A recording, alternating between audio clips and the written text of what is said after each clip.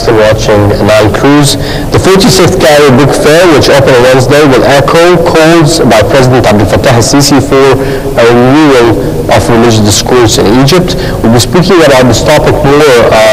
We're joined with, I'm sorry, I lost the name. Well, let's move on with Sheikh Hossam.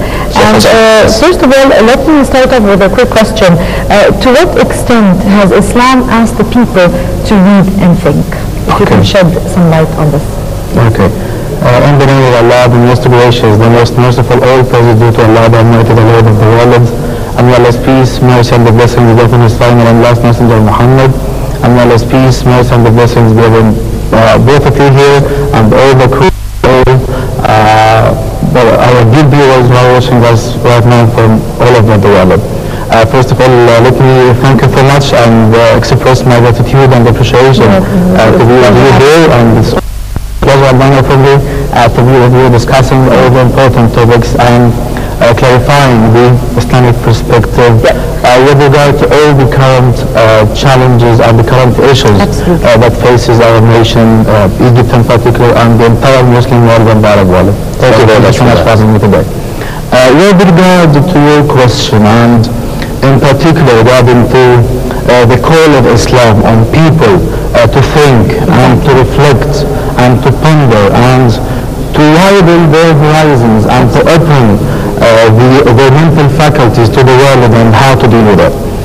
Let me start with and this is what our sheikhs at Al-Azhar teach us usually and always and persistently, to start by putting things into perspective, because this is also very essential when it comes to coming up with the proper Islamic discourse that best befits the place and the time and the people and the surroundings that the people live in. Let me start by stating it very, very clear and in very plain words that Islam is a religion of life. Islam is a religion of life, and not an ordinary life, but as a matter of fact, Islam is a religion of life construction. Under Islam and according to the Islamic noble Sharia, the world of life is always like a farm in which the Muslim man or woman plant and sows the seeds of good deeds in all aspects of the human life, in all of the aspects of the human life, in order to reap the rewards and the fruits of their hard work, both in this life and also in the life to come and in the hereafter. So this is the balance that Islam always urges Muslims and its followers and its adherents to strive in their life. And this in particular, this per se requires an optimistic attitude, determination, unshakable resolve and seriousness at the same time. And I will not make the introduction very long. I will just take two aspects. And the first one is very related to the one that you started by, which is the call of Islam. And the urge of Islam, not just a new call upon Muslims to think and to reflect. And this is through Islam's call for acquiring knowledge and seeking knowledge. It was no coincidence that the very first verse revealed in the Noble Quran was Iqra. That's to read and also to recite. So you can clearly see that it's a call for reflection and for using the human mind. And here a very important message for all Muslims, and especially the young people and the youth of the Muslim Ummah and of our great people of Egypt. Allah Almighty Himself has promised to protect and to safeguard and to preserve the Noble Quran, but He called us on reflecting on the meanings of the Noble Quran. But unfortunately, we are much more concerned with memorizing the Quran than giving the due importance and significance and dedication to reflecting on the Quran and putting the noble teachings of the Quran into practice. And this is why when the mother of the believers, Lady Aisha, may pleased with her, and all the family and the household of the Prophet, when she was asked about the character of the Prophet, she answered, he his character was the noble Quran, i.e. he was a practical translation of the meanings and the teachings of the noble Quran into a reality. And this is the remedy for us. And then we can also read لَقَدْ كَانَ لَكُمْ فِي رَسُولِ اللَّهِ أُسْوَةٌ حَسَنَةٌ. That indeed in the model and in the paradigm of Prophet Muhammad, indeed there is a role model for us to follow. So this was the first aspect. Second of all is Islam's call in developing the land and the correct inhabitation of the earth. Allah clearly states in the Holy Quran, the meaning of which is, it is He, Allah the Almighty, who brought you from the earth and made you its inhabitants. I.e., Allah the Almighty created us and placed us on this earth to develop it, to make it a better place for all human beings and not only for Muslims. So with that being said and with that in mind, we can delve more into the issue of, I will say another first, tajdeed al-khitab al-din.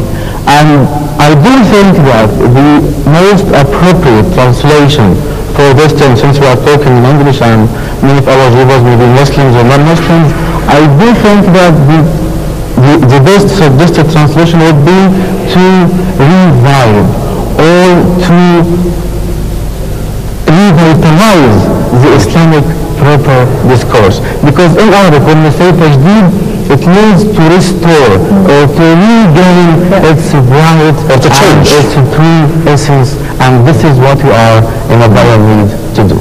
Yes. So this also, looking at the channels of the discourse for religious discussions, talks. If you're looking at media, for example, you'll find the non-religious. We're speaking also about it. Muslim and non-Muslim. Is the religious talk is absent in general. Okay. Not speaking about revival, speaking about the presence. So it's supposed to be effectively presented on the arena and addressing the issues. Addressing, like you mentioned, real issues, today's life issues. In other words, Sharif, how can we market the real values of Islam? Okay, these are very important concerns. I really appreciate raising them. And to really provide the best answer for this very, very important question, let me also share with you very important things here. The very first of these things here is the fact that, as a matter of fact, reviving and revitalizing the Islamic discourse is a necessity. It is not something like a luxury or something that we may afford to neglect. But as a matter of fact, revitalizing and reviving the Islamic discourse is a necessity. It's a life necessity. It is also a social necessity and also an Islamic as a religion. It's a religious necessity. Well, it affects everything. Even it affects economy. It's a life necessity because Islam is religion for life. And the life changes and many contemporary issues appear to the surface. So this is why it's also important to come up with a discourse that really keeps pace with the changes and the currents of the global flavor. Secondly, it's also a social necessity for indeed because religion itself plays a significant role in shaping the lives of the people, and especially when it comes to young people, how that in many cases they are very sentimental when it comes to religion. So this is why also, if we are really concerned about bringing up youth and generations that really understand the essence of Islam and also can contribute to their society and contribute to the human welfare in general, it's also necessary to make sure that in that case also, Sheikh Hossam, all singers are pointing to Al-Azhar, basically, to be the only chance of modernization. And how can it play its role? If you can tell us briefly, how do you think we can disseminate the message of Al-Azhar internationally? I'm not finished yet with the point, but I will move on to this point. We have just a few minutes, so we just want to ask a lot of questions. First of all, let's all of us agree that the reality of renewing and reviving the Islamic discourse is not only the responsibility of Al-Azhar, it's a collective responsibility. Of course, I'm not saying this to absorb the responsibility of Al-Azhar. Of course, we are at Al-Azhar, we are constantly and persistently doing our best represented in the Grand of Al-Azhar and also through the various bodies of Al-Azhar, be it مجموعة الإسلامية or the Islamic Research Complex and also the university itself and all the other bodies trying to, and this is the essence of the role of Al-Azhar, to graduate and to bring up graduates and imams and religious leaders who are well versed and well acquainted with the scholarly works of Islam and at the same and at the same time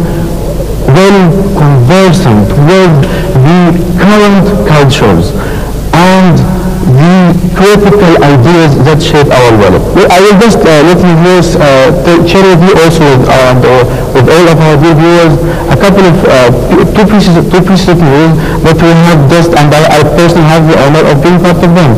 Now at Al-Azhar, alhamdulillah, we translate the Friday sermon into English, and starting from the next Friday, which is tomorrow, from the Azhar Mosque? It's even Azhar itself for the first time. Now the Friday sermon or Khutbah al-Jum'ah is now translated into English immediately after the prayer for the non-native Arab speakers who speak English, and also for the French speakers, and we are now working on providing exactly. We started only 2 weeks ago. Another thing. Now, as you know, and this is also a very important thing that signifies the important role of Al-Azhar. At Al-Azhar we have literally tens of thousands of international students who come from the 4 corners of the globe to study at Al-Azhar. Not only that, but also at Al-Azhar Mosque now we have classes which are totally for free for non-Arab speaking Muslims and for new Muslims, and even for non-Muslims. The classes are totally for free. They are welcome to come and to attend. We teach all the necessary Islamic branches of knowledge that every Muslim cannot do away with, and now we have it in both French and English, and it's totally for free.